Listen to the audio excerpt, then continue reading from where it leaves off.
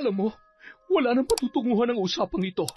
Kung gusto mo ng karagdagang pera, heto, ayan, pulutin mo lahat yan. Sa'yo na yan. Ipandagdag mo sa perang iniwan ko sa inyo. Magbagong buhay na rin kayo at huwag na lumingon sa nakaraan.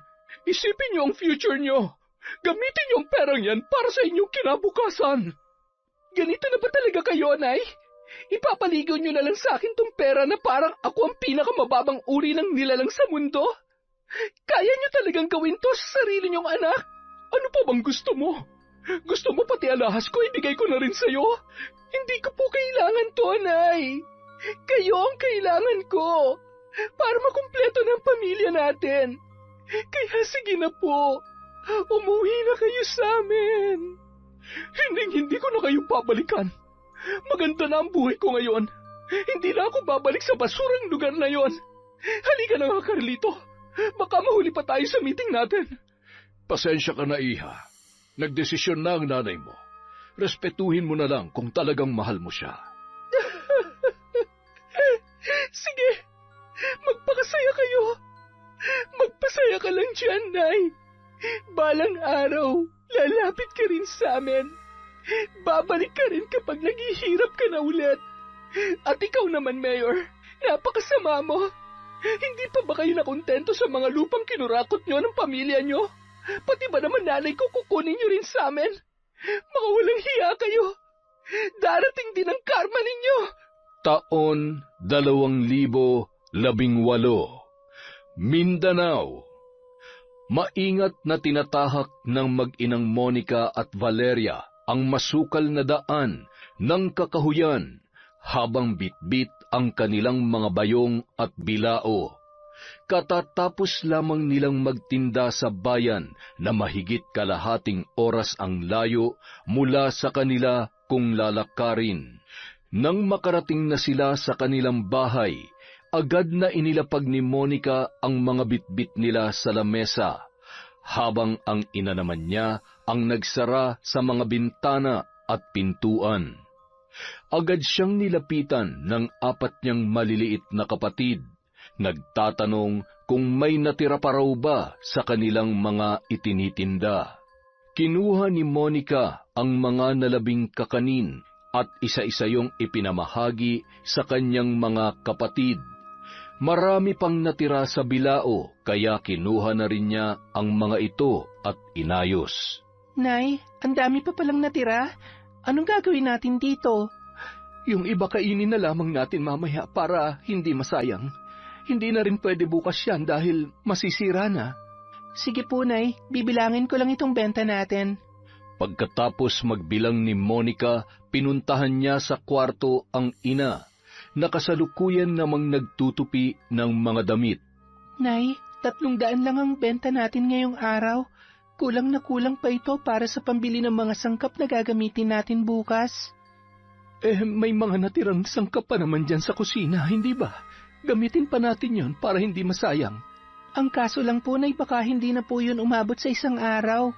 Mahihirapan tayong paikutin tong mga tinda natin kung ganito lagi kaliit ang benta natin. Hayaan mo na. Ganun talaga. Wala tayong magagawa.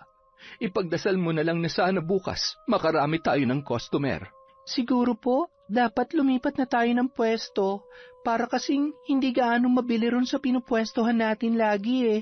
Ang dami na kasing mga nagtitinda ng pagkain doon at karamihan ay mga putahe pa ng ibang bansa. Lalangawin talaga tayo kung makikipagsabayan tayo sa kanila. May alam po akong lugar na pwede nating pagpwestuhan, Nay. Baka sakaling doon, dumugi ng mga paninda natin. O sige, bukas doon tayo sa sinasabi mo. Basta kapag hindi mabili sa isa, lipat lang tayo sa iba pa. Marami naman lugar doon na pwedeng puntahan at pagbentahan. Nasanay lang kasi tayo ron sa may bayan dahil kadalasan nandoon ang mga tao at mga turista. Kaya nga po kaso ang problema, dahil may sarili na silang mga pwesto doon, lagi tayong napag-iiwanan. Basket at bilao lang kasi ang sa atin, kaya madalas hindi na nila pinapansin. Kaya mas mabuti talaga kung lilipat tayo sa ibang lugar na walang masyadong kakumpetensya, Nay. Baka bumalik po ulit ang sigla ng kita natin. Ay, siya nga pala, anak. Kumusta na yung scholarship na nilalakad mo doon sa bayan? Hindi ko na po ipinagpatuloy, Nay. Kasi kung sakaling matatanggap ako ron, paano naman po kayo rito? Wala nang tutulong sa inyo sa pagtitinda. Abay, kaya ko namang mag-isa. Kahit nga sa pagluluto kaya ko na. Unahin mong pag-aaral mo, anak. Yan ang huwag mong palalampasin. Lalo't sa susunod na buwan, magpapasukan na naman. Gusto kong matuloy ka na uli sa pag-aaral. Nay, 24 na po ako.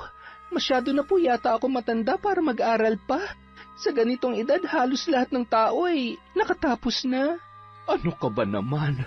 Kailan pa naging matanda ang 24? Ang dami ga dyan, halos kasing tanda ko na rin pero nag-aaral pa at pinipilit makatapos.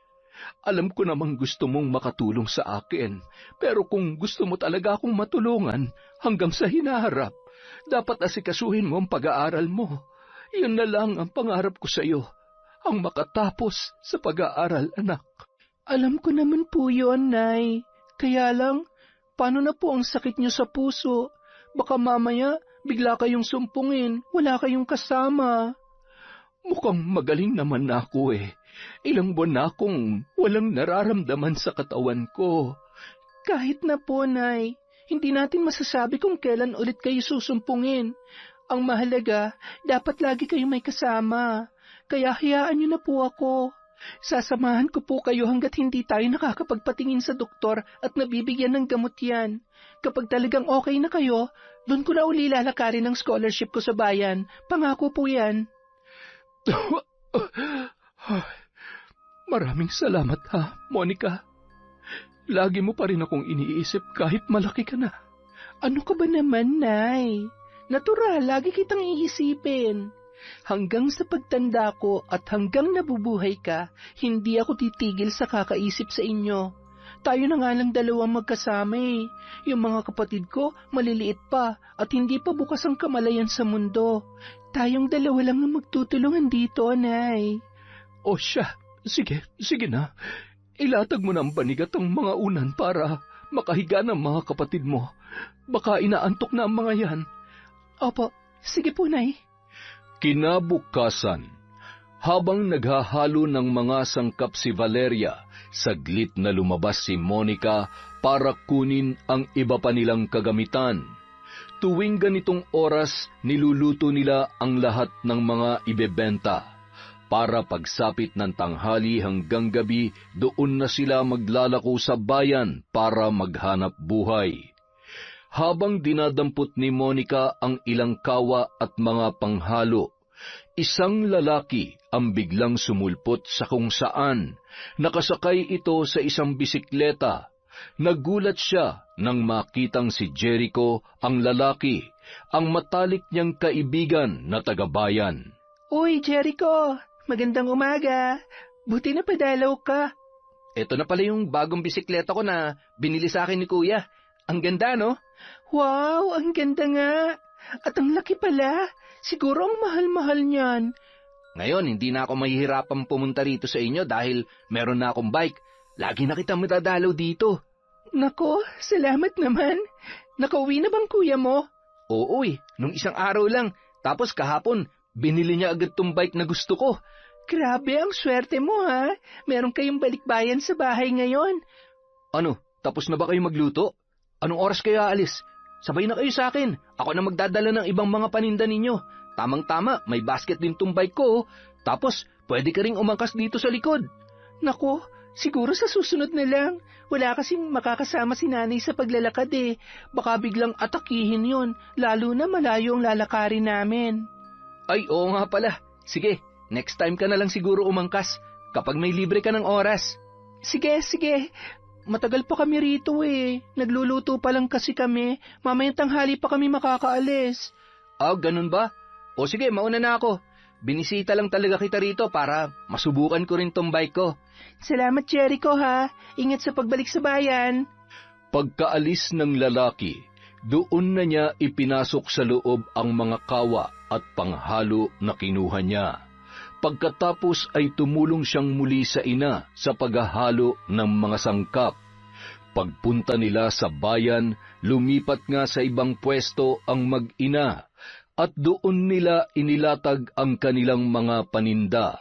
Sa bahaging yun ng lugar, walang masyadong ibang nagtitinda ng pagkain, kaya solong-solo nila ang mga nagdaraan sa paligid.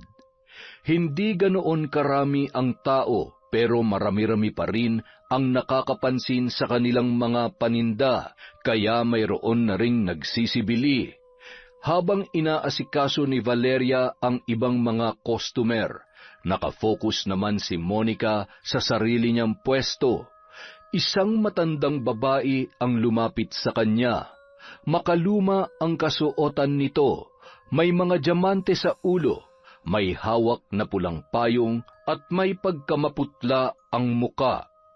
Isa pang kapansin-pansin dito ay masyado na ring kulubot ang balat.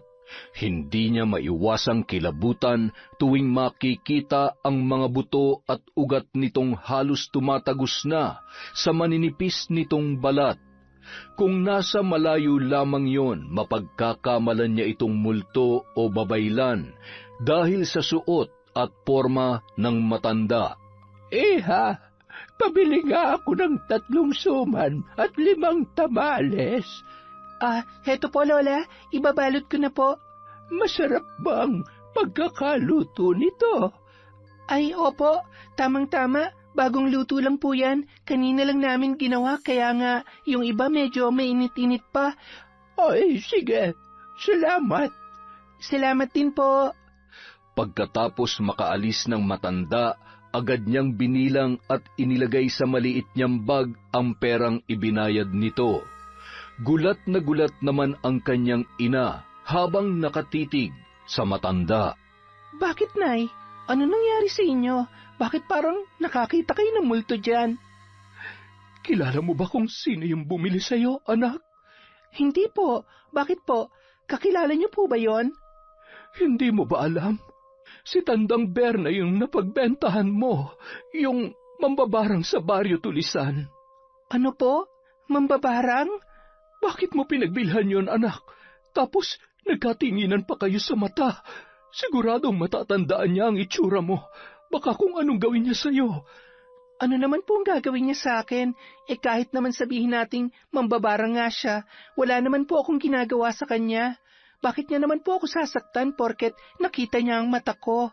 Hindi mo ba alam? Maraming mga dalagang binibiktima yang si Tandang Berna. Lahat ng makita niyang magagandang dalaga, pinapatawan niya ng sakit na walang lunas. At lahat ng mga dalagang namamatay sa kanyang barang, nakakadagdag yon sa kanyang buhay. Alam mo bang mahigit 100 taon na yan si Tandang Berna? Pero hanggang ngayon, hindi pa rin siya namamatay. Ni wala pa siyang iniindang sakit at nagagawa pang maglakad sa ganito kainit at kalayong lugar dahil yun sa kanyang kapangyarihan. Kapag tinitigan ka niya sa mata, malaki ang posibilidad na isa ka sa mga babarangin niya para mapahabang muli ang kanyang buhay. Ay, Diyos ko naman, anak. Bakit ka tumitig sa kanya? Nay, hindi ko naman po alam eh. Ngayon ko nga lang po siya nakilala dahil sa inyo at ngayon ko lang din nalaman na isa pala siyang mambabarang.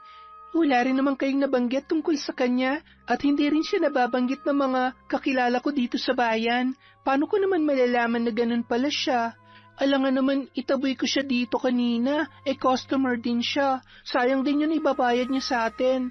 Lalo na't kailangan din nating makabawi ng benta ngayon. Mamaya sa bahay may gagawin tayo. Bibigyan kita ng proteksyon para hindi ka niya magalaw. Kailangan sumunod ka lang sa ritual na gagawin natin, ha? Ritual? Ano pong ritual? Isang makapangyarihang ritual yon na itinuro sa akin ng yumaong mong lola. Proteksyon daw yon upang hindi ka kapitan ng kahit anong barang.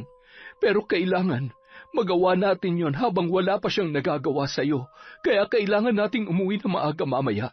Hindi na tayo magpapagabi rito. Nay, paano na po ang benta natin? Mukhang ngayon pa lang po tayo makakabawi ng kita oh. Marami pa namang panahon para bumawi, anak. Ang importante, magawa natin ang ritual habang wala pa siyang nagagawa o na ipapataw na sumpa sa'yo. Ay, Diyos ko po, sana hindi pa huli ang lahat. Nanay naman, huwag niyo naman akong takutin ng ganyan. Hindi na maiwasang maiyak ni Monica dahil sa kaba. Ngayon lang talaga niya nakilala at nakaengkwentro ang matandang yon. Hindi niya rin alam na ganun pala kalagim ang lihim ng pagkatao nito. Labis siyang nabahala sa sinabi ng kanyang ina, kaya kahit ayaw pa niyang umuwi ng maaga, napilitan siyang sumunod sa gusto nito. Nagpakulo ng tubig si Valeria sa isang kawa, saka nilagyan ng mga tuyong dahon, kapiraso ng lupa at dugo ng ligaw na hayop na hinuli nito kanina sa kakahuyan. May inusal din itong dasal na binabasa sa isang lumang libro na matagal nang nakatago sa kanyang mga gamit. Ngayon niya lamang yon muling inilabas. Si Monica naman nakatabi lamang at nanonood. Ang kanyang mga kapatid ay mahimbing na natutulog. Nang umakyat na sa ere ang usok, doon siya tinawag ng kanyang ina at inutusang lumapit sa kawa. Habang nakababad ang kanyang kamay sa gitna ng makapal na usok, hiniwa nito ang kanyang palad at hinayaang pumatak ang dugo sa kumukulong kawa. Tiniis niya ang sakit, napapikit siya at napakagatlabi. Nang makakuha na ng sapat na dugo ang kawa, inutusan siyang muli ng kanyang ina na lumayo. Pagkatapos ay muli itong umusal ng dasal mula sa isang pahina ng libro at itinutok ang kamay nito roon. Inabot ng mahigit kalahating oras ang ritual. Sa pagtatapos noon, isinalin nila sa isang balde ang pinakuloang tubig at hinayaang mawala ang init. Ilang oras muli ang kanilang hinintay. Inabutan na sila ng hating gabi sa labas. Pero desidido talaga ang kanyang ina na kumpletuhin ang naturang ritual para daw sa kanyang ikabubuti. Nang mabawasan na ang init ng tubig at kaya na ito ng kanyang balat, doon palang ibinuhos ng kanyang ina ang buong laman ng balde sa kanyang katawan. Pagkatapos ay hinawakan nito ang kanyang ulo at siya naman ang inusalan ng dasal. Nang matapos na sila sa bahaging yon, inutusan na lang siya ng ina na maligong muli sa loob at magpalit na ng damit.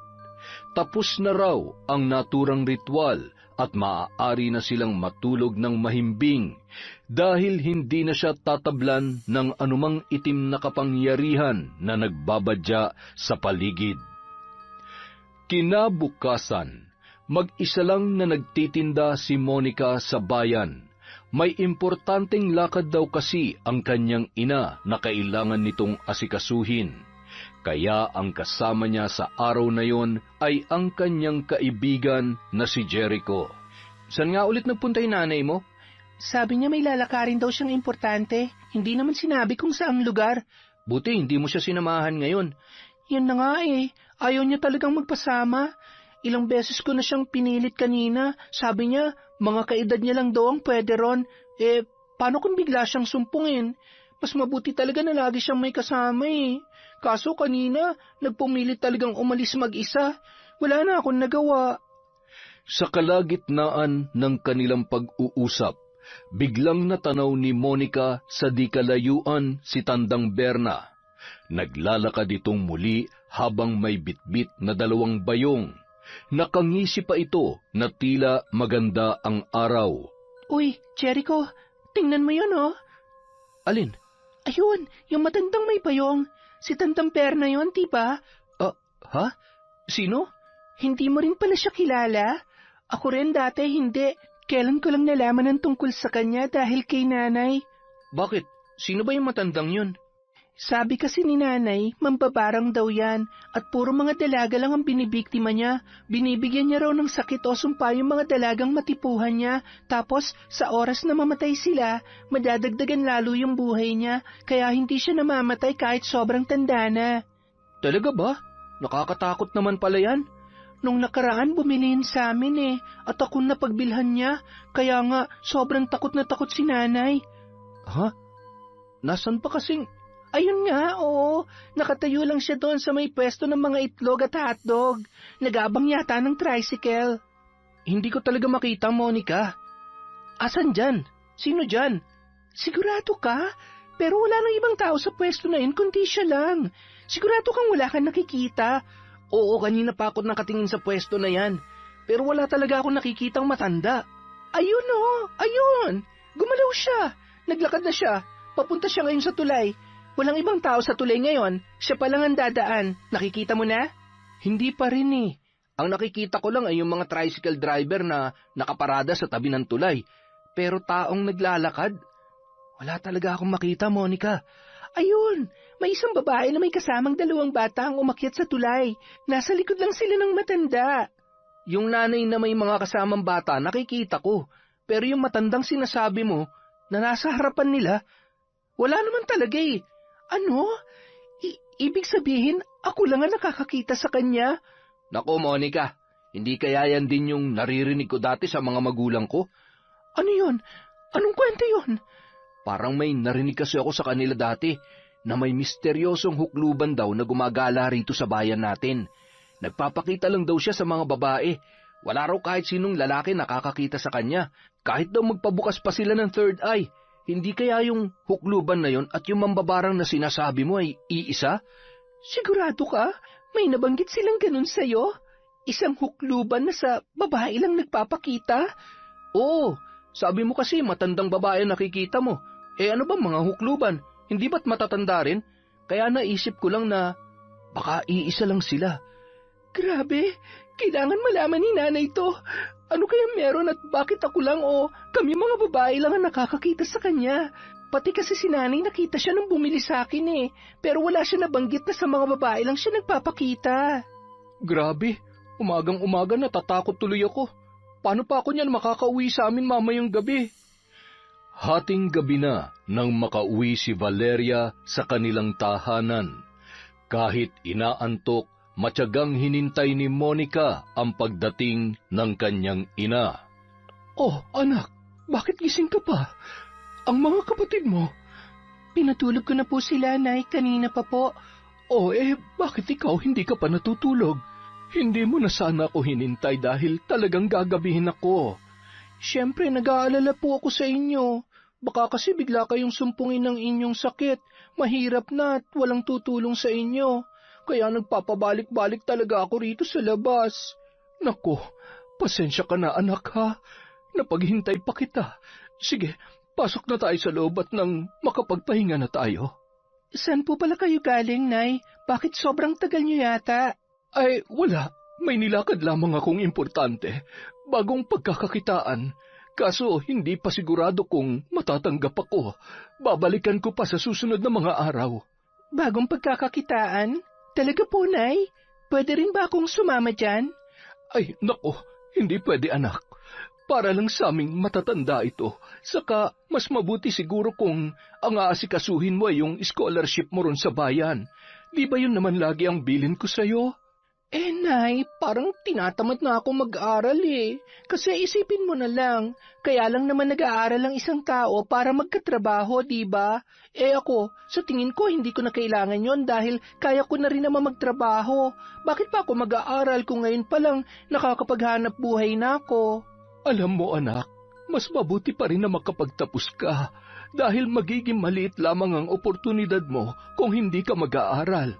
Oo, nakakapagtrabaho ka nga ngayon, nakakatulong ka nga sa hanap buhay natin, pero hindi rin pang matagalan ito anak. Darating ang panahon na tutumal din ang pagbebenta natin at wala na talagang bibili. Lalo na, hindi naman malaki ang negosyong ito. Sabi nga nila sa Ingles, hindi ito sustainable na uri ng negosyo. Kaya mas mabuti pa rin na makapag-aral ka para marami kang matutunan at marami kang kayang gawin sa buhay bukod sa pagtitinda ng kakanin. Sobrang tagal naman po kasi nang hihintayin bago ako makagraduate eh. Paano kayo?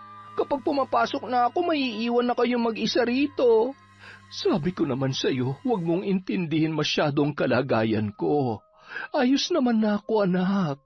Kaya ko na magtrabaho ulit at bumiyahe ng malayo. Saka, kapag natuloy ako rito sa bago kong papasukan, mas malaki ang kikitain ko. Makakapagpagamot na rin ako ng maayos. Kaya huwag mo na akong intindihin, ha?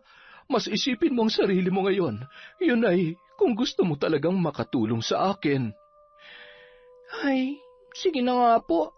Pero Nay, may sasabihin nga pala ako. Ano yon, anak? May nalaman po ako kay Jericho kanina. Nakita ko kasi ulit yung tandang Berna na sinasabi ninyo, yung mambabarang. Alam niyo po ba, hindi siya nakikita ni Jericho. Ako lang ang nakakakita sa kanya. Talaga? Opo, sinabi niya rin sa akin na hindi raw niya kilala yung mambabarang na yon, pero may kinukwento raw sa kanyang pamilya niya tungkol sa matandang hukluban na sa mga babae lang daw nagpapakita at wala raw lalaking nakakakita sa kanya. Eh di ba, Nay, natatandaan niyo, nakita niyo rin si Tandang Berna na bumili sa akin? Ibig sabihin, pareho natin siyang nakikita dahil babae tayo. Pero nung sinubukan ko siyang ituro kay Jericho, hindi siya nakikita ng kaibigan ko. Ibig sabihin, meron pang iba sa pagkatao na matandang yon bukod sa pagiging mambabarang. Ano kaya yun, Nay? Ay, ewan ko. Huwag mo na lamang isipin yun, anak. Malas lang sa buhay yung ganoon. Eh, alam niyo po ba yung tungkol doon? Na sa babae lang siya nagpapakita? Hindi pa. Pero huwag mo nang alamin ang tungkol doon. Huwag mo na lamang pakialaman ang buhay ng iba. Ang importante, nabasbasan na kita ng proteksyon.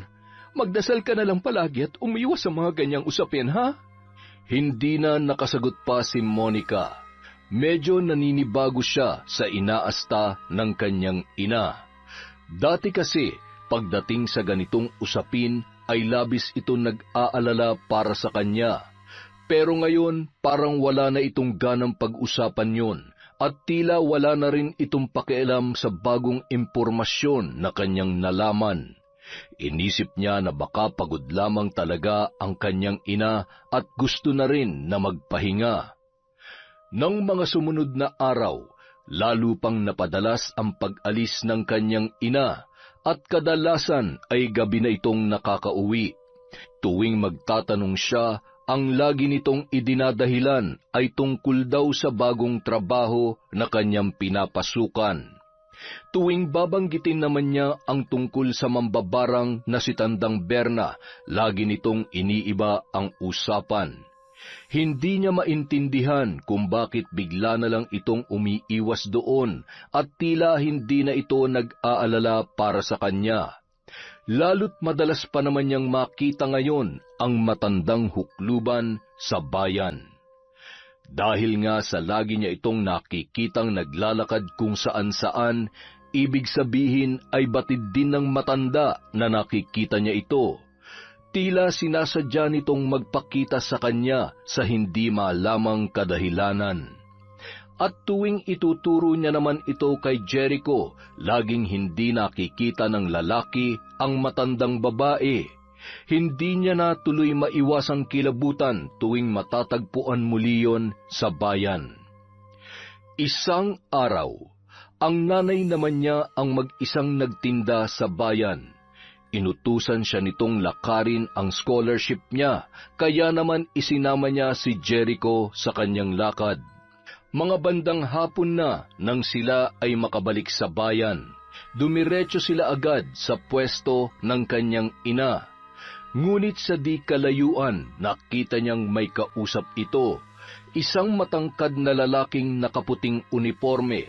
Sa likod ng mga yon ay may puting sasakyan na pinalilibutan ng mga bodyguard. Hinintay lang niyang makaalis ang mga yon sa kanya nilapitan ang kanyang ina. Nay, mano po? Mano po, Aling Valeria? Oh, kumusta ang lakad ninyo? Ayos naman po, Nay. Napuntahan ko na yung school na magbibigay ng scholarship sa akin. Nakapagpa-schedule na rin po ako para sa magiging exam. Oras na maipasa ko po yun, dun pa lang ako mabibigyan ng scholarship. Mabuti naman kung ganon. Dapat mag-focus ka sa pag-aaral na yan, ha? Huwag ka na munang sumama sa akin lagi. Magpunta ka sa mga library upang makapag-review para mas malakas ang tsansa mong maipasa ang pagsusulit. Pero Nay, matagal pa naman po yun eh. 5 buwan pang hihintayin. Hindi na rin naman ako makakahabol sa kasalukuyang school year ngayong taon. Eh yun na nga anak eh. Samantalahin mo na mahaba mong bakasyon para makapaghanda at makapag-review ka. pero paano naman po tong paninda natin? Sinabi ko naman sa iyo, kaya ko na mag-isa ito. Saka, kapag naman natuloy na yung papasukan kong trabaho, hihinto na rin ako rito kaya wala ka nang dapat alalahanin. Pero Nay, hindi niyo po may aalis sa akin na mag-alala. Monica, siguro ako na lang munang sasama sa nanay mo habang wala ka. Ha? Sigurado ka? Paano pamilya mo? Ano na lang ang sasabihin nila? Nako, kilala naman nila kayo eh. Lalo na si Aling Valeria. Saka kapag nalaman nilang tumutulong ako rito, lalo pang matutuwa ang mga yun dahil sa wakas, may gagawin na rin daw akong makabuluhan sa buhay ko at hindi puro gala lang. Siguraduhin mo lang na aalagaan mo mabuti si nanay, ha? Ano ka ba naman, anak? Malaki ang tiwala ko kay Jericho. Kayang-kaya na namin ito. Basta ikaw, huwag mong susuwayin ang gusto ko, ha? Mag-focus ka muna sa paghahanda mo ngayon para sa iyong exam. Paglaanan mo ito na mahabang oras at panahon. Opo, Nay. Maraming salamat po. Hindi ko po kayo bibiguin. Nang sumunod na linggo, nagulat si Monica sa pag-uwi ng kanyang ina. Marami kasi itong pasalubong para sa kanila. Tuwang-tuwa ang kanyang mga kapatid at halos mag-agawan sa mga plastik na bitbit ni Valeria. Nay, ba't ang dami naman nito? San po galing to mga damit at pagkain? Anak, natanggap na kasi ako rin sa bago kong trabaho. Medyo malayo-layo nga lang yung lugar kung saan ako nalagay, pero sulit naman dahil malaki ang sweldo. Saka, lingguhan lang din. Ibig sabihin, kada linggo, may maiuwi ako rito. Talaga po? Ba't ang bilis naman po yata? Nako, ang tagal nga eh. Kita mo naman nung mga nakaraang buwan ko pa inaasikaso ito, pero ngayon lamang ako nakapagsimula. Ibig sabihin po ba niyan, ihinto nyo na yung pagtitinda natin? Siguro anak, mas mabuti kung magpahinga ka na muna ngayon at mag-focus ka sa pagre-review mo.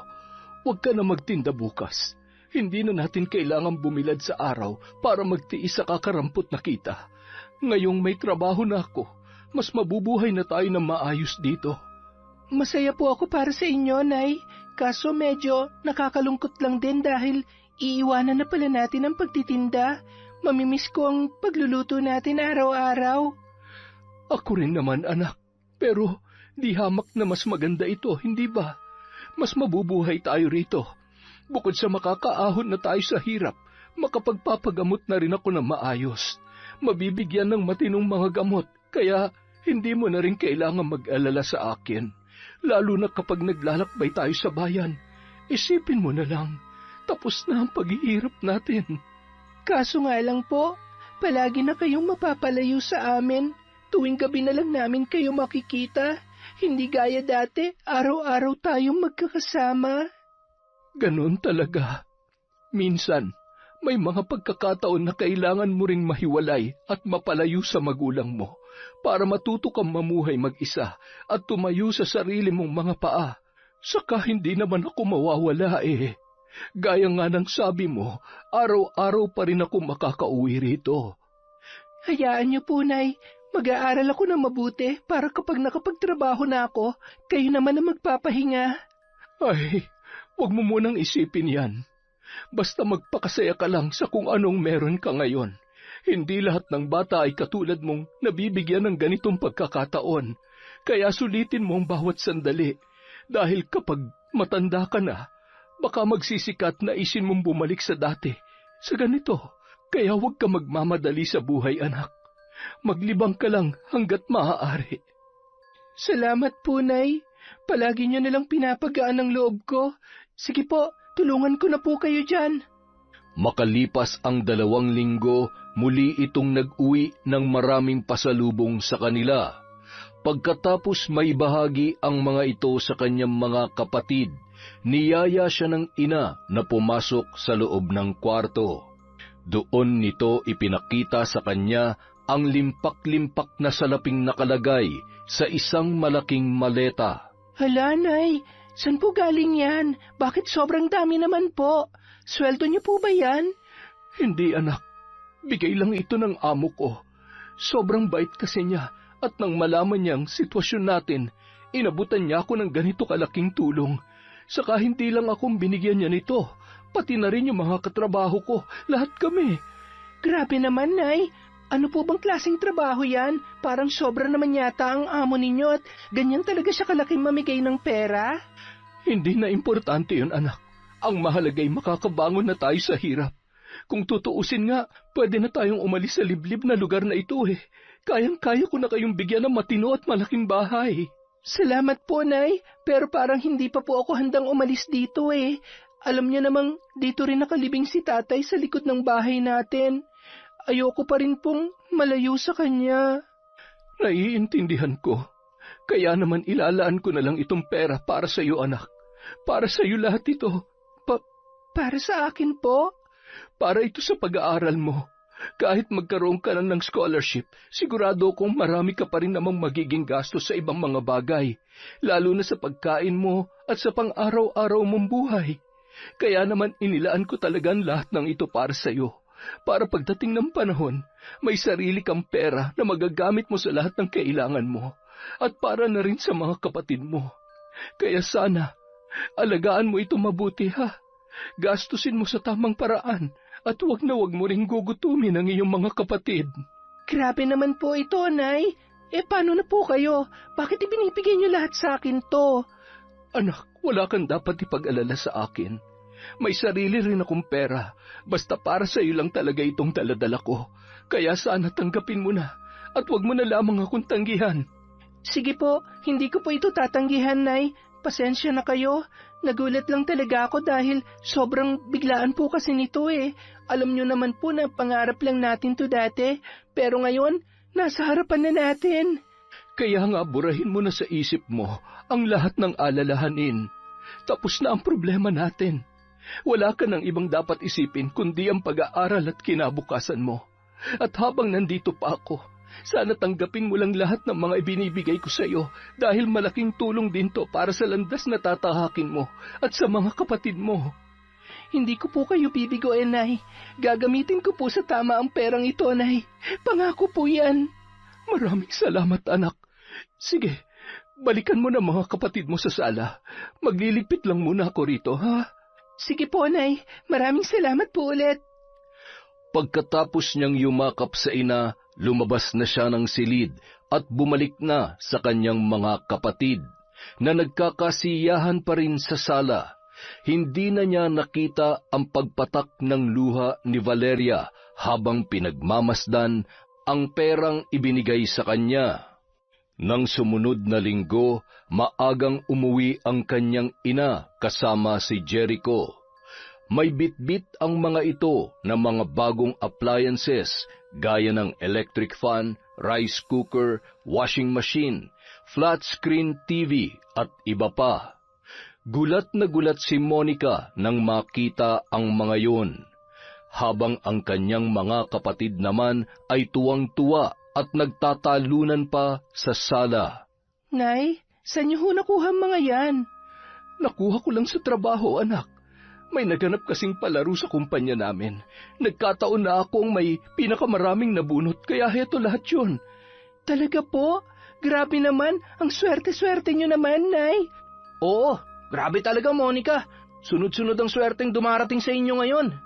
Ewan ko ba kay Nanay? Sabi ko naman sa kanya ako na kasi magtatrabaho ron eh. Ayaw pa niya akong ipasok para makapagpahinga rin siya rito at ako nang mag-uwi ng mga pasalubong sa kanya. Sabi ko naman sa iyo, para lamang sa mga may edad ang trabahong yon. Hindi ka pwede ron. Saka, kailangan mo mag-aral, anak. Wala kang ibang dapat gawin kundi yun lamang. Naging abala sila sa pag-aayos ng mga appliances na inuwi ng kanyang ina. Pagsapit naman ng hapon, muling umalis si Valeria. May lalakarin daw ito sa bayan at hindi na raw nila kailangang sumama. Naiwan pa rin si Jericho roon para tulungan siya sa iba pang mga gamit. Buti pa kayo ng nanay mo, umaasenso na. Kami sa bayan nagtitiis pa rin sa mga lumang kagamitan eh. Nako, medyo nagtataka na nga ako kung saan nakukuha ni Nanay ang lahat ng ito eh. Para bang sobrang bait naman yata ng amo niya para bigyan sila ng ganito kalalaking tulong, tapos ayaw rin naman niyang sabihin ng malinaw sa akin kung ano ba talaga yung trabaho niya. Hindi ba dapat maging masaya ka na lang dahil umuulan na ng biyaya sa inyo? Ayaw mo pa ba yun? Tapos, hindi nyo na rin kailangan magtinda sa bayan araw-araw at sumabak sa initan. Lalo lang magkakasakitan nanay mo ron, di ba? Alam ko naman yon. Kaya lang, hindi ko talaga lubos maisip kung anong klaseng trabaho ba talagang pinasukan ni nanay at bakit ganito na ng kalalaki ang mga inuuwi niya. Alam mo, parang gusto ko na nga magduday eh. Sana nga lang, hindi galing sa iligal ang mga ito. Grabe ka naman, illegal talaga. Nakakalimutan mo na yata ang lahat ng mga pangaral sa iyo ng nanay mo. Siya pa mismo nangangaral sa atin para maging mabuti, di ba? Kahit ako nga dati, pinapangaralan niya eh. Tapos, pag-iinalaan mo lang ng ganyan? Siyempre naman, hindi sa ganon. Ang sakin lang, sana talaga galing lahat to sa mabuti. Sana walang nililihim sa akin ni nanay na hindi ko magugustuhan. Alam mo, mabuti pa. I-enjoy mo na lang lahat ng biyayang tinatamasa nyo ngayon. Maging masaya ka na lang din para sa nanay mo. Dahil nakahanap na siya ng trabaho kung saan masaya siya. At hindi kailangan magpakapagod ng sobra. Oh, last na pala tong washing machine. Tulungan mo na nga lang akong madala to sa likod ng bahay nyo para matapos na tayo. O sige, halika na. Pagkatapos nilang pagtulungang buhatin ang washing machine patungo sa likod ng bahay, nagbalik sa sala si Monica para ligpitin ang mga karton na pinaglagyan ng mga yon. Habang pinupulot niya ang mga kalat, wala sa loob niya na napasulyap siya sa nakabukas na pinto. Ganoon na lamang ang pagkagulat niya nang masilayan si Tandang Berna sa di kalayuan. May dala itong payong na itim habang tila nakatanaw sa kanyang kinaroroonan. Kinilabutan si Monica. Nais sana niyang tawagin si Jericho pero naalala niyang hindi nga pala ito nakikita ng mga kalalakihan. Siya na lang ang tumayo at sinubukan itong lapitan. Subalit bago pa siya makalabas, biglang nagsara ang pintuan. Lalong kumabog ang kanyang dibdib. May ilang segundo siyang hindi nakagalaw sa kanyang kinatatayuan hanggang nanginginig na ang kanyang katawan. Nang sa wakas ay mabuksan niyang muli ang pintuan, wala na ang matandang babae sa kinatatayuan noon. Ang nakita niya na lamang doon ay isang uwak na di kalaunan ay lumipad na rin papalayo. Sa takot ay naisarado niyang muli ang pintuan. Dali-dali siyang nagpunta kay Jericho na nasa likod bahay pa rin. Jericho, may sasabihin ako. Oh, ano yun? Bakit parang namumutla ka dyan? Yung matandang babae, si Tandang Berna, nakita ko ulit siya. Talaga? Nasaan? Nawala rin agad eh, pero malakas ang kutob ko. Yung mga pagpapakita niya nitong mga nagdaang buwan, sa tingin ko may ibig ipahiwatig yon. At sa tingin ko rin, sinasadya niya magpakita sa akin. Ha? Bakit naman? Dati kasi, nakikita ko lang siya sa mga pampublikong lugar sa bayan. Pero ngayon, pati dito sa lugar namin, nagpapakita na rin siya. Kaya sa tingin ko talaga, may ibig siyang iparating sa akin. Pero hindi ko naman alam kung ano. Bakit naman magpapakita siya sa'yo? Magkakilala ba kayo? Ano naman kaya ang kailangan niya? Yun na nga rin ang ipinagtataka ko eh. Kaya lang naman ako, medyo hindi natatakot sa kanya dahil nabigyan na ako ng proteksyon ni nanay laban sa kapangyarihan niya. Pero kung patuloy siya magpapakita ng ganito, hindi ko alam kung hanggang kailan tatagal tong proteksyon ginawa sa akin ni nanay. Mabuti pa, konsultahin mo nanay mo tungkol dyan. Baka may alam siya. Pati ako magtatanong din mamaya sa magulang ko at sa mga kakilala namin pag uwi ko. Baka sakaling may alam din sila. Salamat, Jericho, ha? Maraming salamat. Hindi niya na napigilang mapaiyak sa kaibigan dahil sa sobrang takot. Napayakap na rin ito sa kanya at hinagod ang kanyang likod para gumaan ang kanyang pakiramdam. Nang mga sumunod na linggo, nagkaroon ng 1 linggong leave si Valeria sa trabaho nito. Kaya ipinasyal niya ang kanyang mga anak sa malalayong lugar at pasyalan. Saglit na nakalimutan ni Monica ang lahat ng kanilang problema, lalo na ang takot na dulot sa kanya ng pagpapakita ng matandang mambabarang. Pagkatapos ng kanilang pamamasyal, nagpahinga silang muli ng ilan pang araw sa kanilang bahay. Dahil wala pang pasok ang kanyang ina, naisipan nitong samahan siya sa lahat ng gawaing bahay. Gaya ng lagi nilang ginagawa dati, nagluto rin sila ng iba't ibang mga putahe para sa kanyang mga kapatid. Sobrang dami nilang ginawa, kaya tuluyan na ngang nabura sa kanyang isip ang lahat ng kanyang mga problema. Naging masaya siya sa napakahabang oras na binigay na ito ng kanyang ina sa kanila. Hanggang isang araw, naabutan niyang may inaayos ang kanyang ina sa kanyang bag. Nay, saan po kayo pupunta? May bibilhin lamang ako sa bayan, anak.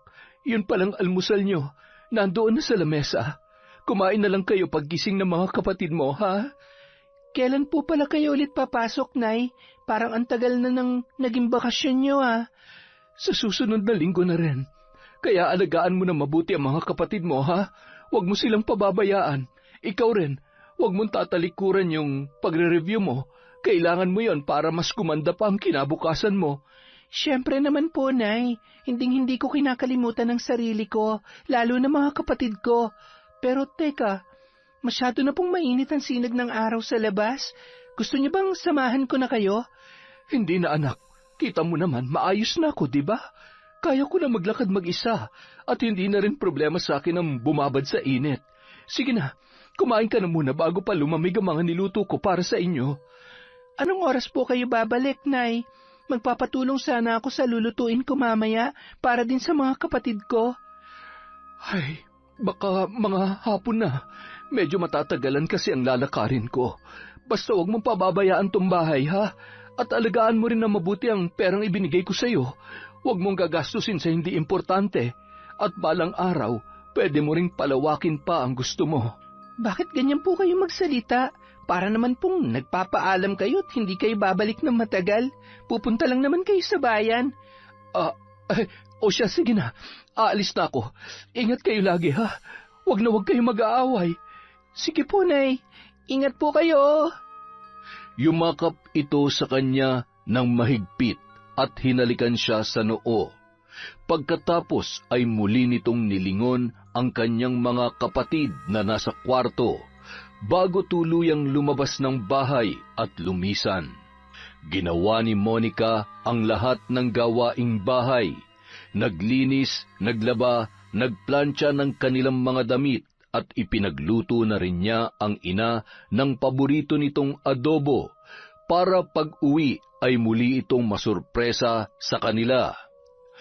Ngunit sumapit na lang ang hating gabi, hindi pa rin ito dumarating. Mahimbing na uli ang tulog ng kanyang mga kapatid sa kwarto, habang siya naman ay naghihintay pa rin sa labas. Napaidlip pa nga siya sa tabi ng isang puno. Nang siya ay maalimpungatan, nakita niyang lampas alauna na pala ng hating gabi. Bukod sa labis na kaantukan, medyo nilalamok na rin siya sa labas, kaya napilitan na siyang pumasok at doon na lamang maghintay. Subalit hanggang kinabukasan, hindi pa rin umuuwi ang kanilang ina. Doon na siya nag-alala. Napilitan na siyang magpunta sa bayan para hanapin ito sa lahat ng kanilang mga kakilala, pati na rin sa mga pinagpupwestuhan nila dati, pero hindi niya ito nakita. Pati sa mga lugar na madalas nitong puntahan sa mga karatig bayan, sinuyod na rin niya, ngunit nabigo siyang mahanap ang kanyang ina. Nang magkita sila ni Jericho, nagpatulong siya rito sa paghahanap.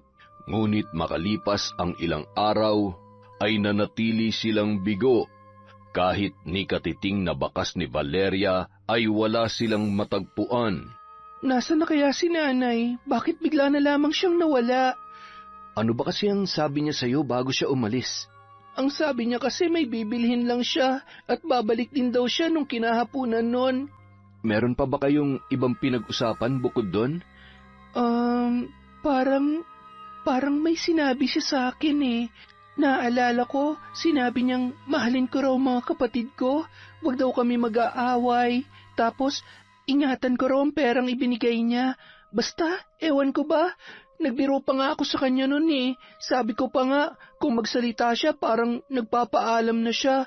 Tapos ayun, hanggang sa umabot na tayo sa ganito.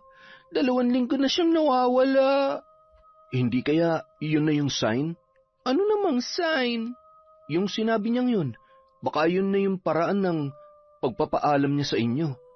Eh, bakit naman siya magpapaalam ng ganun? Bakit naman niya kami biglang iiwan? Wala naman akong natatandaan na pinag-awayan namin. Katunayan nga, sobrang saya nga namin ng mga nakaraang linggo bago siya nawala eh. Ipinasyal pa niya kami sa malalayong lugar. Wala rin akong natatandaan na may problema siya sa trabaho niya. Basta, lahat maayos at masaya. Kaya parang ang hirap namang paniwalaan na bigla siyang aalis. Hindi mo pa ba naiisip? Sa'yo na mismo nang galing. Bago siya nawala, ipinasyal niya kayo.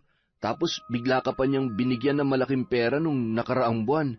Hindi mo pa ba napagtatagpi-tagpi ang lahat?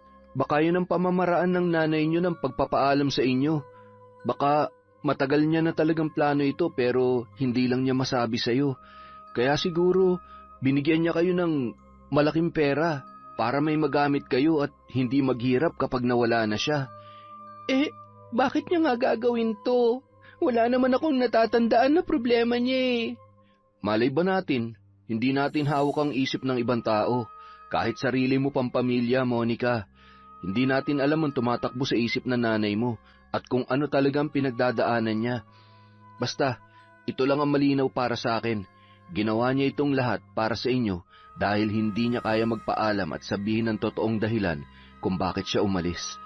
Ganun lang yung kasimple, Monica. Kung totoo nga yan, bakit niya naisip na saktan kami ng ganito? Sa tingin niya ba magiging maayos kaming lahat porket iniwanan niya kami ng maraming pera at pagkain? Nagulat nga rin ako sa ginawa ni Tita Valeria eh. Pati ako nasasaktan din para sa inyo.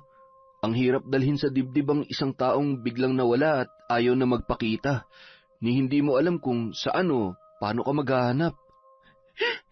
Ito na nga bang sinasabi ko eh. Nung una pa lang, parang may kutob na ako sa bago niyang trabaho. Bukod sa hindi niya masabi ng diretso sa akin kung anong klaseng trabaho yon at kung saan banda, nakapagtataka rin yung limpak-limpak na salapi at pasalubong na inuuwi niya linggo-linggo. Kahit naman yata sa malalaking kumpanya wala namang nagbibigay ng ganun eh. Kaya malakas talaga ang kutob ko na baka may kinalaman to sa kung anumang trabahong pinasukan ni nanay. Ano naman kaya mayroon dun? Hindi kaya may pagka-illegal yun? At ayaw niya lang kayo madamay kaya siya umalis? Yan din ang pinag-aalala ko, Jericho. Kung ano man yun, sana inisip pa rin niyang mararamdaman namin kapag bigla na lamang siyang nawala. Kahit anong pera o pasalubong pang itambak niya rito, maling-mali pa rin to. Maling-mali. Napilitan na lamang si Jerichong yakapin ang kaibigan para kahit papaano ay maibsan ang bigat na kanyang nararamdaman. Nakarating na rin ito sa lahat ng mga kakilala at kamag-anak nila. Iisa lang ang tanong ng lahat, saan nagpunta si Valeria at bakit bigla itong naglayas? Higit sa lahat, saan nito nakukuha ang labis-labis na pera at pasalubong na iniuuwi niya linggo-linggo.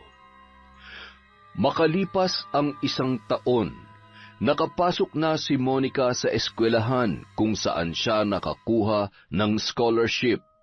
Kaya naman pamasahe na lang ang kanyang ginagastos araw-araw dahil din sa perang iniwan sa kanya ng ina, hindi na siya nahirapang buhayin ang kanyang mga kapatid.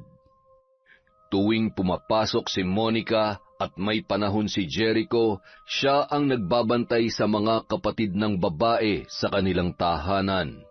Binibigyan niya na lang ito ng pagkain at kaunting halaga. Isang gabi, pagkatapos niyang gumawa ng mga takdang aralin, naisipan nilang magpahangin ni Jericho sa labas, habang ang mga kapatid niya ay mahimbing nang natutulog. Kumusta ka naman sa eskwela? Maayos naman. Bukod sa magaan lang magturo ang mga teacher ko, mababait din ang mga kaklase ko, kaya kahit papaano, lagi akong ganadong pumasok. Mabuti naman kung ganun. Nasaan na kaya si nanay? Hindi na niya talaga kami binalikan. Ginawa ko na ang gusto niya. Tinupad ko ang hiling niya sa akin na ituloy ko ang pag-aaral ko. Pero nasa na siya ngayon? Hindi ko alam kung mabuti ba ang kalagayan niya o ano. Kapag may bakante kang oras, itutuloy pa rin natin ang paghahanap sa kanya. Saan pa? Saan pa ba tayo maghahanap? 1 taon na nating ginagawa yon, wala pa rin naman nangyayari. Halos lahat yata ng lugar sa bayan napuntahan na natin. Pati mga karatig bayan nilibot na rin natin pero wala naman talaga. Hindi kaya sinadya niya yun? Sinadya niyang hindi magpakita sa inyo? Ang tanong, bakit yun gagawin sa amin? Anong dahilan? Gaano ba kabigat ang problema niya para hindi sabihin sa amin at bigla kaming iiwan? Sa tingin niya ba malulutas niya ang problema niyang yun sa ginawa niya? Lalo lang niyang pinalaki at binigyan niya pa kami ng dahilan para magtanim ng sama ng loob sa kanya. Kung ganun, ayaw mo nang ituloy natin ang paghahanap? Huwag niya lang siguro. Kung ayaw niya magpakita, bahala siya. Ako naman, magpapaabot lang siguro ako ng 2 taon sa eskwela. Pagkatapos nun, baka huminto na rin ako. Hala, bakit naman? Sayang naman ang nasimulan mo. Kailangan kong buhayin ang mga kapatid ko. Kailangan din nila mag-aral. Hindi pwede maghintay pa ako ng 4 na taon bago magtrabaho. Hindi na aabot ng ganong katagal yung perang iniwan sa amin ni nanay. Dahil ako na ngayon ang tumatayong magulang ng mga kapatid ko. Kailangan ko rin kumilos at maghanap buhay muli para patuloy ko silang mabigyan ng magandang buhay. Ano nang balak mo sa perang iniwan ng nanay mo? Kung ano man na matitira pagkatapos kong huminto, yun ang gagamitin kong pampuhunan. Magtitinda ako ulit. Kahit ano, basta may pagkakitaan lang. At kung papala rin din, susubukan ko maghanap ng trabaho sa ibang mga lugar. Tapos, gagamitin ko yung pera, basta, sa kahit na anong paraan para kumita ng mas malaki. Ganun na nga lang sigurong gawin mo, Monica. Kasi, alam mo, kung magtitinda ka pa ulit, baka mahirapan ka nang makasabay sa mga bagong bukas na tindahan ngayon sa bayan. Ang dami nang nagbago, di ba? Halos lahat may sarili ng mga pwesto.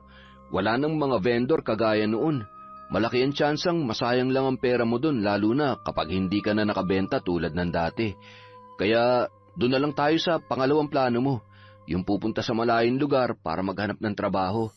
At least sa pagiging empleyado, magkakaroon ka ng stable na kita para patuloy mong mabigyan ng mga kapatid mo, lalo na kung balak mo rin silang pag-aralin. Oo, Jericho, tama ka. Pero ikaw, ano naman ang balak mo sa buhay mo? Siyempre, magbabantay pa rin sa mga kapatid mo kapag wala ka rito. Wala ka bang balak mag-aral o magtrabaho? Hindi ko pa kailangan magtrabaho ngayon dahil sapat naman ang pinapadala ni Papa sa amin. Sabi ni Nanay, sa susunod na taon na ako mag-aral. At kapag dumating na yon, siyempre doon ko na muna patutuloyin sa amin ng mga kapatid mo para kahit papano may magbantay pa rin sa kanila. Maraming salamat, Jericho, ha? Buti ka pa, hindi ka nang iiwan sa lahat ng aming mga pinagdaraanan. Hindi tulad ni Nanay. Sarili kong dugo at laman, iniwan kami na parang isang basura. Hayaan mo na, maaayos din ang lahat. Ipagdasal mo na lang na sana, hindi pa yun ang huling pagkikita ninyo. Yan lang lagi ang isipin mo. Walang imposible sa mundong ito, Monica. Hanggat may buhay, may pag-asa. Yan ang tatandaan mo. Salamat ulit, Jericho. Sana hindi ka magbago. Sana lagi ka lang ganyan. Ikaw na lang ang malalapitan ko at masasandalan ngayon eh. Hindi ako mawawala sa tabi mo hanggang sa pagtanda natin. Hahanapin pa rin natin ang nanay mo, di ba? Kaya huwag kang mawalan ng pag-asa. Sige na nga. Buti pa matulog na tayo. Gabi na eh. Inaantok na rin ako. Kinabukasan, habang palabas ng campus si Monica, isang sasakyan ang nakita niyang pumarada sa isang tabi.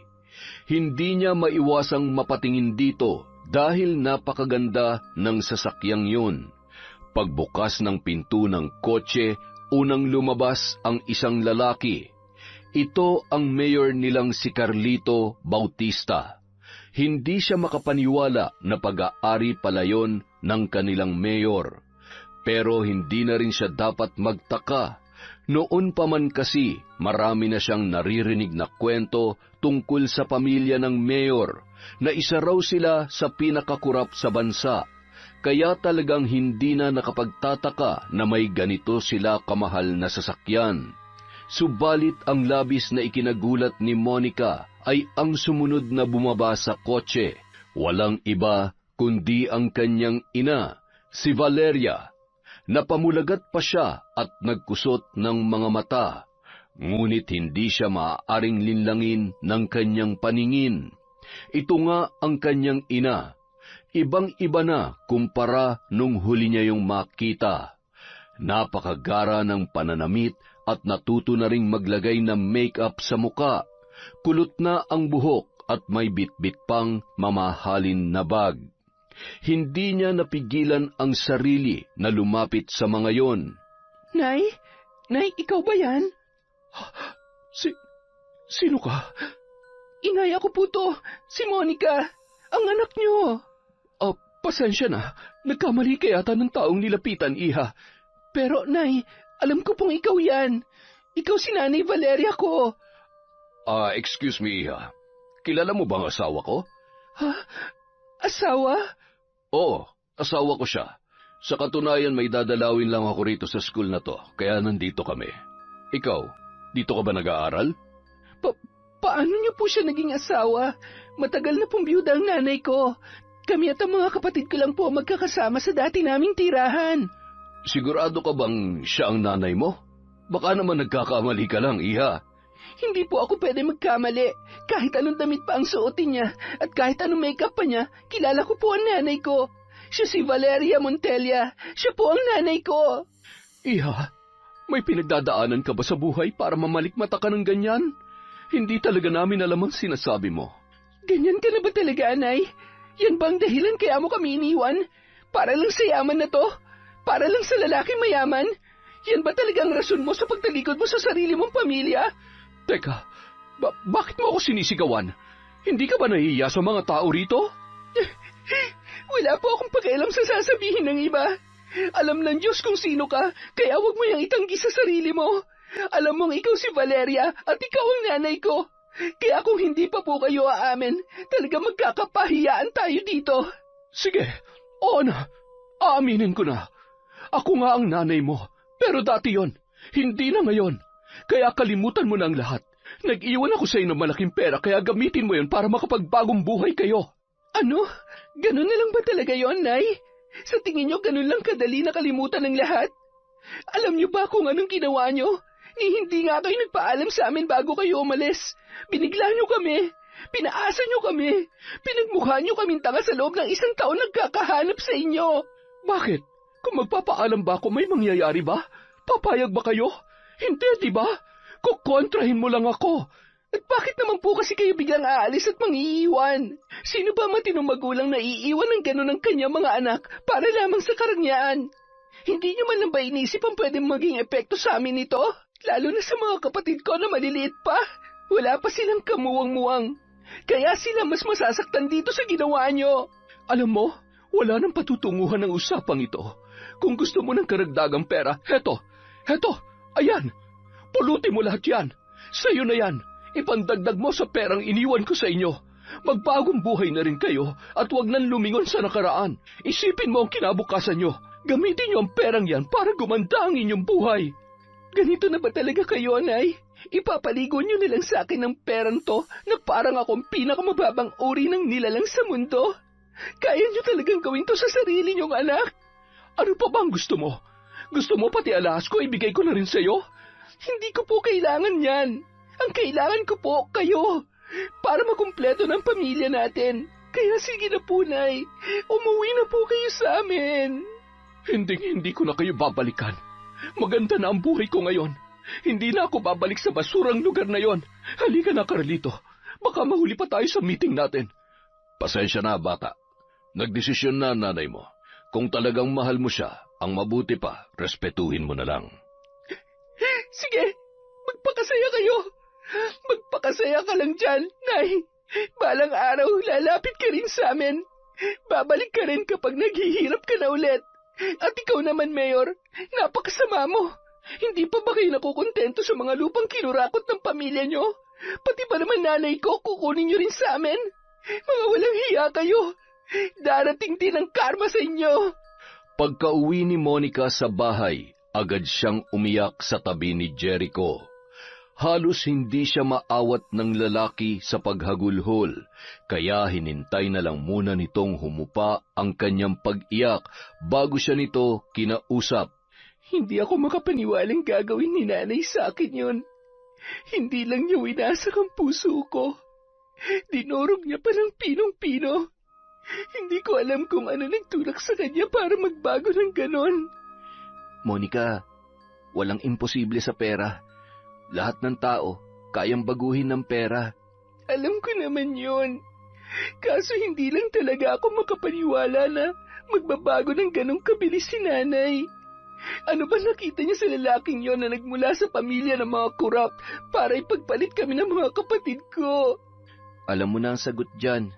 Pera, sasakyan, malaking bahay, karangyaan. Idagdag na rin natin ang impluwensya ng pamilya ni Mayor Carlito. Sa sobrang impluwensya nila, kahit sinong tao kaya nilang pasunurin. Hindi ba dati nagawa nilang makapagpaalis ng mga magsasaka sa kabilang baryo para lang makuha ang lupa ng mga yon? Kung yun nga, mabilis nilang nakuha eh. Ang loob pa kaya ng nanay mo? Hindi ko talaga matanggap. Sobrang pinasama ni nanay ang loob ko. Parang ayoko nang tuloy mag-aaral. Ayoko nang makita pa uli siya sa lugar na yon. Eh ano nang gagawin mo? Siguro, ituloy na lang natin yung paghahanap ng trabaho sa malayong lugar. Yung malayo-layo rito, para hindi ka na ulit siya makita. Ayoko nang saktan pa uli ang sarili ko kapag nakita ko siya ulit sa ganong ganyo at kasuotan. Kung yan ang gusto mo, hindi kita kukontrahin. Sige, sabihin mo na lang kung kailan mo gustong lumakad para masamahan kita at makapagpaalam din ako sa nanay ko. Salamat, Jericho. Maraming salamat. Kung ayaw niya na sa akin, ayaw ko na rin sa kanya. Isang araw, habang pauwi si Monica galing sa bayan, dala ang mga pinamiling pagkain para sa kanyang mga kapatid. Bigla siyang nakarinig ng pamilyar na boses sa paligid. Nang lingunin niya yon, laking gulat niya nang masilayan ang matandang mambabarang na si Tandang Berna. Nagulat pa kita, iha? Kayo po pala. Kayo po ba yung tinatawag nilang Tandang Berna? Maraming tawag sa akin ng mga tao, pero tama ka. Isa yan sa mga ibinabansag nila sa akin. Matagal ko nang hinihintay ang araw na ito na tayo ay magkausap. Ha? Bakit po? Ano pong kailangan niyo sa akin? Ikaw ang may kailangan sa akin. Ang tulong ko, hindi ba't gusto mong mabawi ang iyong ina? Kakailanganin mo ko, iha. Bakit niyo po kilalang nanay ko? Lahat ng mga babae rito ay kilala ko.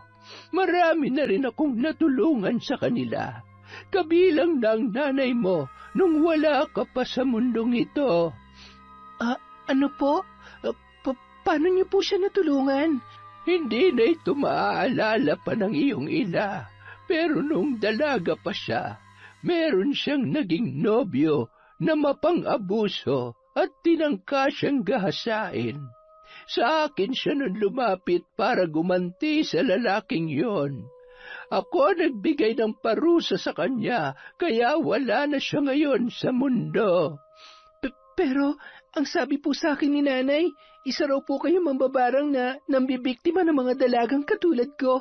Kami raw ang binibigyan niyo ng sakit at sumpa, at oras na mamatay kami, mas mapapahaba pa nito ang buhay ninyo. Malalaman mo rin ang katotohanan, iha, kapag naisagawa na natin ang iyong misyon. Ha? Ano pong misyon? Hindi ba't gusto mong mabawi ang iyong ina? Iisa lang ang paraan. Kailangan nating parusahan ang lalaking lumason sa kanyang isipan. Hindi mo alam, pero yung Carlito na yon ang dahilan, kaya kayo iniwan ng inyong ina. Ginamit niya ang kanyang pera, kapangyarihan at impluwensya para silawin ang iyong ina at baguhin ang kanyang katapatan. Kaya kung papayag ka ay tutulungan kita. Mapaparusahan natin ang taong sumira sa inyong pamilya at maibabalik din sa iyo ang nanay mo. Gusto ko pong maparusahan ng taong gumawa nito kay nanay, pero sa tingin ko, imposible na rin pong bumalik pa si nanay sa amin.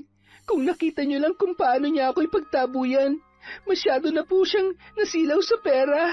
Maniwala ka sa akin. Babalik sa dati ang iyong ina kapag nawala na sa landas niya ang lalaking yon. Pero ano naman po ang kapalit ng tulong na ibibigay ninyo? Kukunin niyo po ba ang kaluluwa ko? May gagawin din po ba kayo sa akin? Huwag kang mag-alala. Hindi ako humihingi ng kapalit sa lahat ng mga tinutulungan ko. Pero may isang bagay lang akong nais sabihin sa iyo. Ano po yun?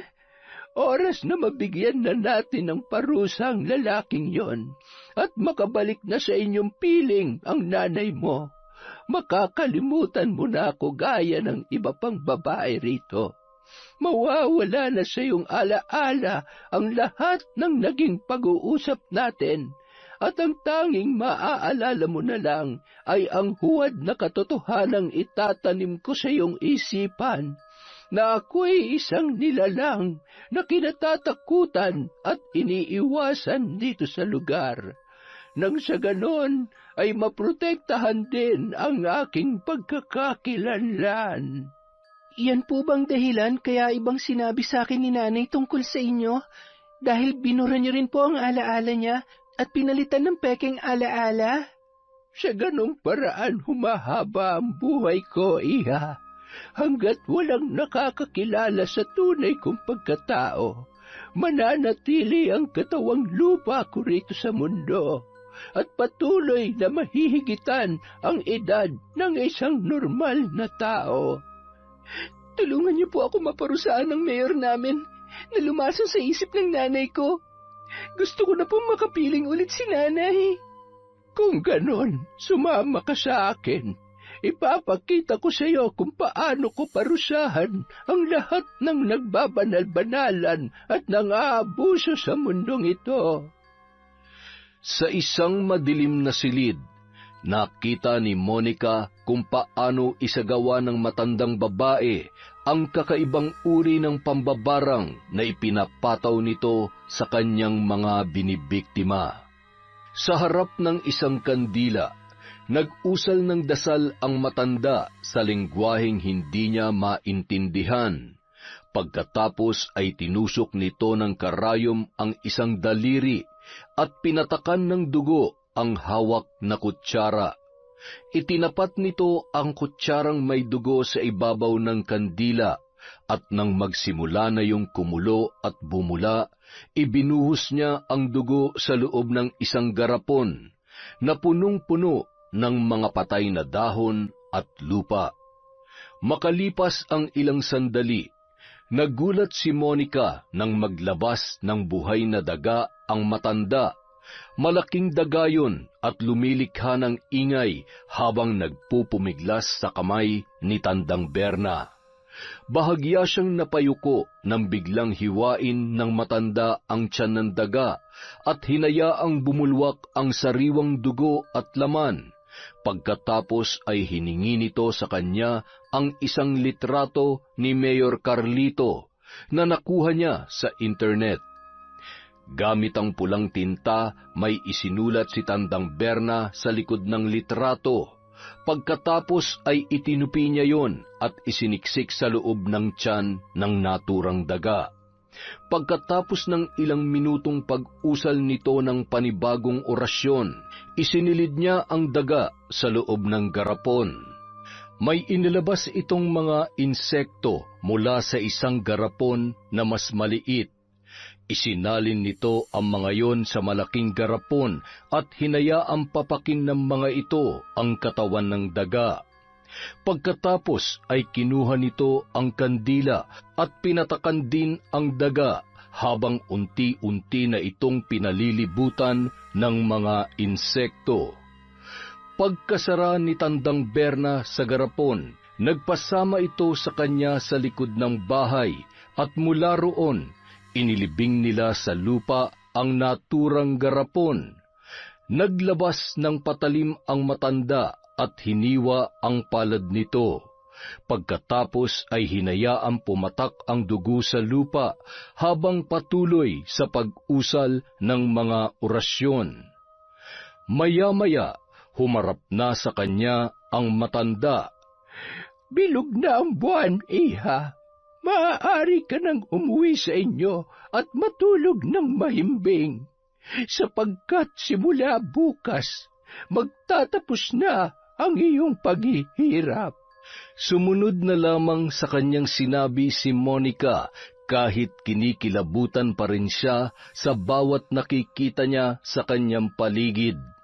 Lalo na sa enerhiyang kanyang nararamdaman na nagmumula sa matanda. Hindi niya malaman kung tao ba ang kanyang kausap o isang espiritu. Samantala, habang abala naman si Carlito sa mga papeles na kanyang pinipirmahan, pumasok sa kanyang opisina si Valeria, dala ang kapeng kanyang ipinatimpla. Maraming salamat, mahal. Tapos ka na ba dyan? Malapit na. Konti na lang itong mga papeles na inaasikaso ko. Pagkatapos nito ay makakauwi na tayo at maitutuloy na natin ang bakasyon natin sa Palawan. Nag-empake na pala ako ng mga gamit natin kanina. Hindi na kasi ako makapaghintay. Alam mo naman, unang beses ko makakapunta sa ganoong kalayong lugar. Sobrang sabik lang talaga ako, mahal. Huwag ka mag-alala. Tatagalan natin ang bakasyon doon para mas ma-enjoy mo ang buong lugar. Marami akong mga alam na pasyalan doon na siguradong ikatutuwa mo. O sige, hindi na muna kita abalahin para matapos ka na agad dyan. Babalik na muna ako sa baba at aasikasuhin ko ang trabaho ko ron. Sige, mahal. Maraming salamat din, lalo na rito sa kape. Ngunit bago pa makaalis si Valeria sa opisina, bigla na lamang sumikip ang dibdib ni Carlito.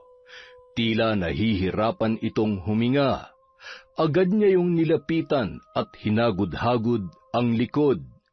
Ngunit ilang sandali pa, bigla na lang may lumabas sa bibig nito.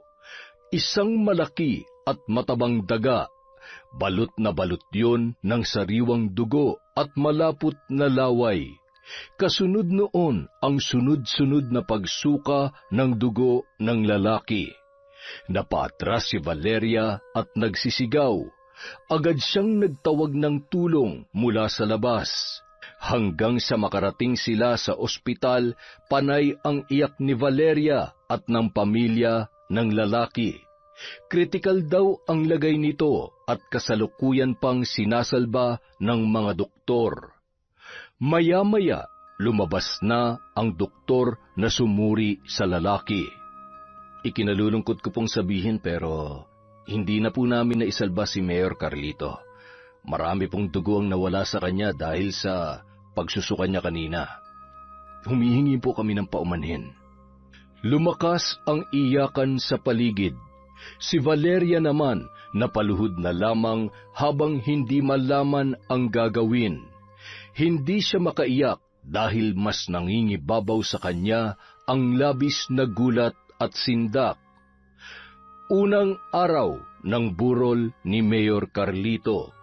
Bagamat marami ang tao na nais dumalaw, isinara muna nila ang public viewing para magkaroon sila ng pansamantalang katahimikan. Mga malalapit na kaanak lang muna ng lalaki ang pinayagang makapasok sa loob. Tahimik na nakasilip si Valeria sa kabaong. Ngunit ilang sandali pa may napansin siya sa bangkay ni Carlito. Parang may gumagalaw sa butas ng ilong nito. Nang ilapit niya ang mukha rito, laking gulat niya nang may lumabas na insekto roon. Akala niya ay hanggang doon lamang yun.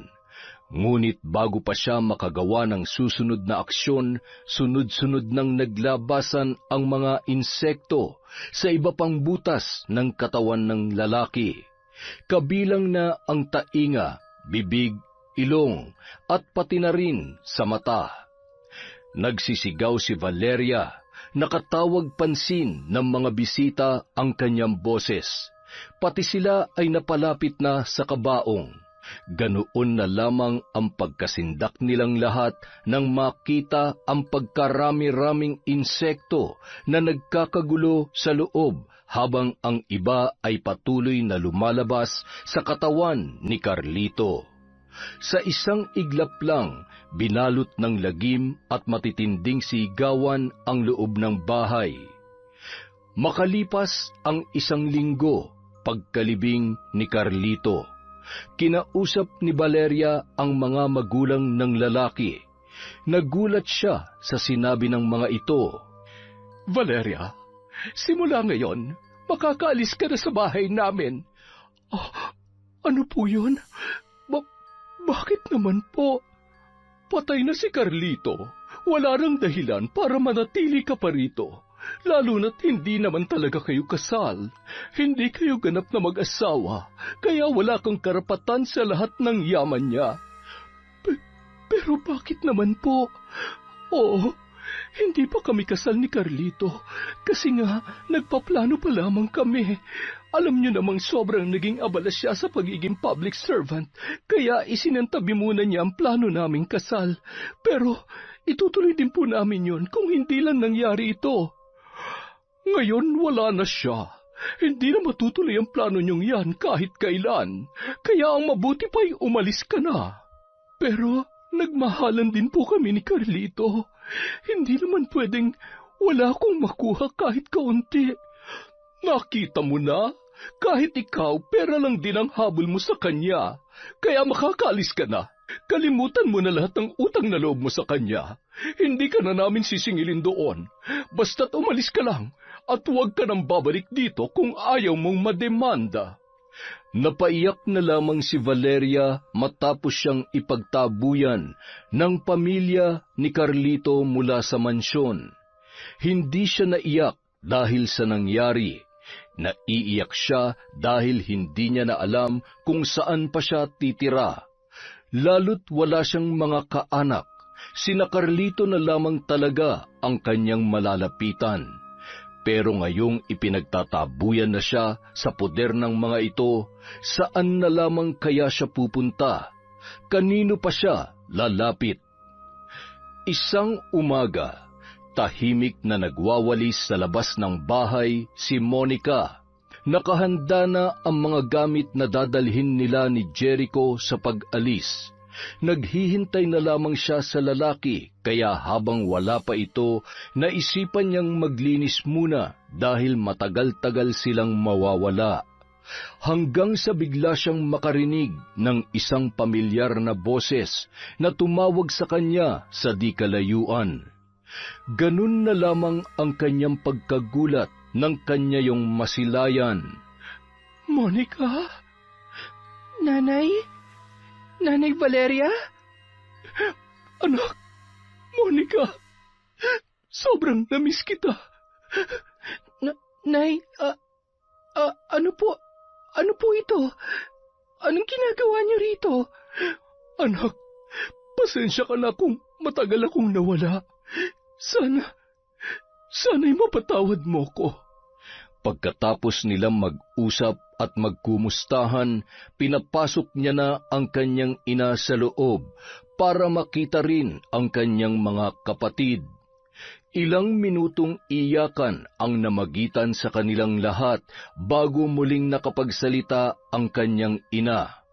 Ikinuwento nito sa kanila ang lahat na nangyari, pati ang totoong dahilan kung bakit ito biglang umalis. Ang totoo niyan, matagal na kaming may kasaysayan ni Mayor Calisto, anak, at napakalaki ng utang ko sa kanya. Dati, siya talaga ang nobyo ko, pero lagi kami nag-aaway.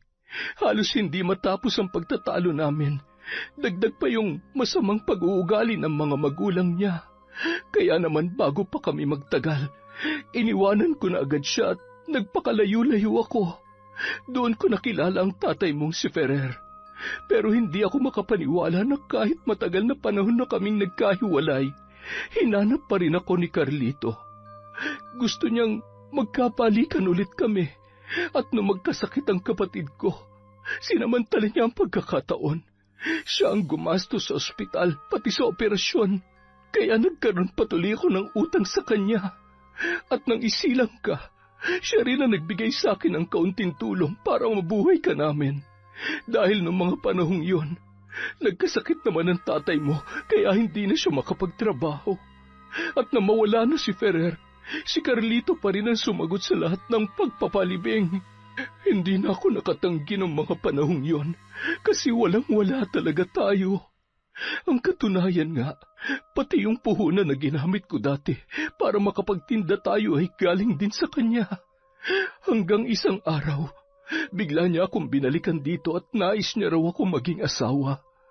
Kapag daw hindi ako pumayag, sisingilin niya muli ako sa lahat ng utang ko sa kanya at pati kayo balak niyang idamay sa madidilim niyang plano. Kaya naman wala akong nagawa dahil ayoko may mangyari sa inyo, anak. Napilitan na akong sumama sa kanya kahit alam kong masakit. Noong mga panahong yon, pinilit kong makibagay sa mundo nila. Pinilit kong baguhin ang sarili ko para lang matanggap ako ng mga magulang niya. Pero nang mawala na siya, bigla silang nagbalik sa dati. Itinaboy nila ako. Kaya wala na akong nagawa kundi pumalik dito. Kaya anak, muli akong lumuluhod sa harapan mo para humingi ng kapatawaran. Sa inyong lahat ng mga kapatid mo, sana'y matanggap niyo pa rin ako. Labis kong pinagsisisihan ang nangyari. Sana'y mabigyan niyo ako ng isa pang pagkakataon para maisaayos itong pamilya natin. Ang mahalaga po, Nay, nakabalik na kayo sa amin. Huwag po kayong mag-alala. Pinapatawad ko na po kayo. Kahit nung pamampo, wala rin ako ibang pinagdarasal sa Diyos, kundi sana'y magkita pa tayong muli at mabuo pang pamilya natin. Kaya salamat din po dahil naisipan niyo pa kaming balikan. Makakaasa kayo na sa pagkakataong ito. Hindi na ako aalis. Sa hirap at sa ginhawa, kahit magdildil pa tayo ng asin, hindi ko na kayo iiwan. Pangako yan, mga anak. Pangako. Matapos magyakapan ng mag-ina, yumakap na rin sa kanila ang mga maliliit niyang kapatid. Doon lang muling nakumpleto ang kanilang pamilya. Nang sumunod na araw, nakatakda silang umalis muli ni Valeria para sa bagong negosyo na kanilang itatayo. Habang naghihintay siya sa labas, laking gulat niya nang masilayan sa di kalayuan ang isang matandang hukluban. Nagulat si Monica kung hindi siya nagkakamali sa kanyang naaalala, yun si Tandang Berna, ang matandang mambabarang sa kanilang lugar na nagpapakita lamang sa mga babae. May dala yung payong at isang bayong habang nililipad ng hangin ang suot nitong lumang palda. Magkahalong takot at pagtataka ang bumalot sa pagkatao ni Monica. Nagbalik sa kanyang alaala ang mga naririnig niyang usap-usapan tungkol dito, na lumalapit lang daw ito sa mga dalagita na gaya niya para magpataw ng sumpa o barang. Ang mga buhay at kaluluwa raw nila ang kinukuha nito para manatili itong buhay sa mundo.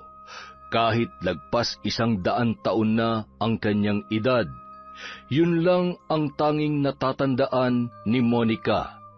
Nakaramdam siya ng kilabot, kaya bago pa magtagpo ang kanilang mga mata, agad niyang inalis ang tingin dito at pumasok na sa loob ng kanilang bahay. Sumandal siya sa isang tabi saka nag-sign of the cross para humingi ng proteksyon sa may kapal na pinaka makapangyarihan sa lahat. Yon! Isa na naman pong malupit na kwento sa Kwentong Enteng. Maraming salamat po. Sa susunod na po uli ang shoutout natin. Maraming salamat ulit sa walang sawang suporta sa Kwentong Enteng.